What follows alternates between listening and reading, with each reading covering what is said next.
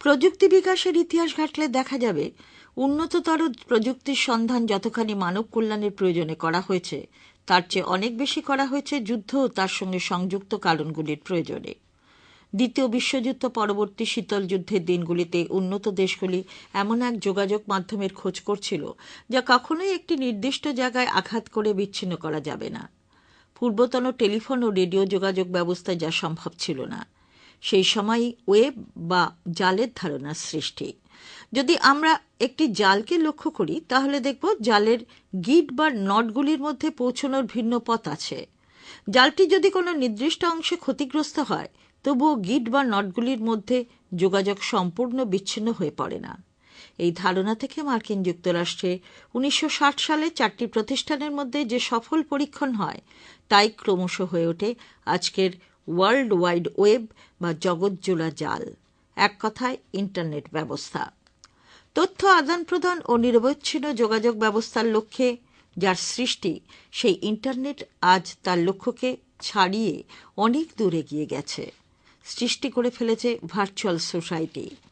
সেখানে আজ লাইব্রেরি থেকে বাজার যেমন রয়েছে, ব্যাংক থেকে বীমা যেমন রয়েছে, তেমনই রয়েছে সিনেমা থেকে গান। গুগল, সাফারি, মজিলা আজ আর কোনো নির্দিষ্ট ভাষার শব্দ নয়, পৃথিবীর সমস্ত ভাষার অভিধানে তারা জায়গা করে নিয়েছে। আজকের এই ইন্টারনেট প্রিয় সমাজে গর্বের সঙ্গে বলে যে আমরা শুধু কোনো নির্দিষ্ট দেশের নাগরিক বা সিটিজেন নই, আমরা ইন্টারনেট নাগরিক বা নেটিজেন। বিশ্ব নাগরিকত্বের প্রতিশব্দ হয়ে উঠেছে এই নেটিজেন শব্দটি। ফেসবুক, অর্কুট জুড়ে চলছে বন্ধুত্বের উৎসব। সেখানে দেশ ও সময়ের ব্যবধান ভেঙে বন্ধু হচ্ছে সারা পৃথিবী। ভারত থেকে মেক্সিকো, অস্ট্রেলিয়া থেকে গ্রিনল্যান্ড মুহূর্তে ভাগ করে নিচ্ছে রাগ, দুঃখ, ভালোবাসা, হাসি ও কান্না। কিন্তু সব মুদ্রার যেমন অপর একটি পিঠ আছে, এক্ষেত্রে সেই অপর পিঠটি আমাদের নজর এড়িয়ে যাচ্ছে।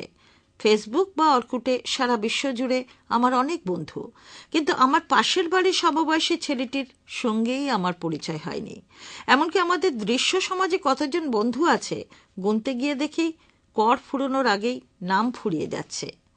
আর কোনো পরিচিত যদি নেটিজেন না হন তাহলে তো সে আমার সমাজে ব্রাত্য। এক অদ্ভুত অস্পৃশ্যতা যা দৃশ্য সমাজকে ভেঙে টুকরো টুকরো করছে। সন্তান থেকে পিতাকে, শিক্ষক থেকে ছাত্রকে, প্রজন্ম থেকে প্রজন্মকে। এর ফলে তৈরি হচ্ছে আর এক ভয়ঙ্কর নেশা, ইন্টারনেট অ্যাডিকশন।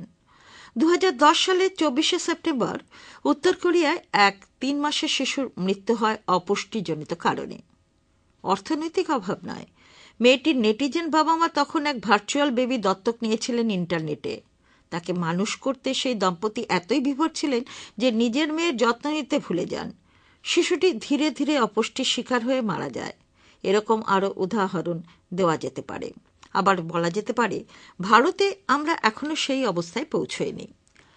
সমীক্ষাকারী সংস্থা পিবিএস ফ্রন্টলাইনের মতে উত্তর কোরিয়া হল the most weird nation on earth.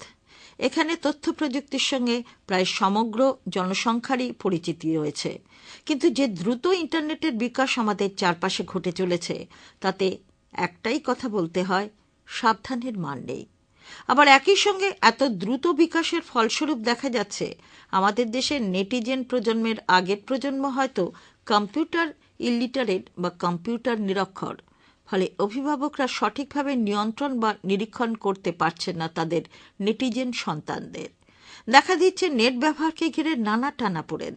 তাই বলা যায় যে প্রযুক্তি থেকে মুখ ফিরিয়ে রাখার উপায় নেই, তবে নেটিজেন হওয়ার আগে তরুণ প্রজন্ম যাতে সার্থক সিটিজেন হয়ে ওঠে, সমাজ ও পারিপার্শ্বিক বাস্তবতা থেকে মুখ ফিরিয়ে না নেয়, সেটা নিশ্চিত করা দরকার।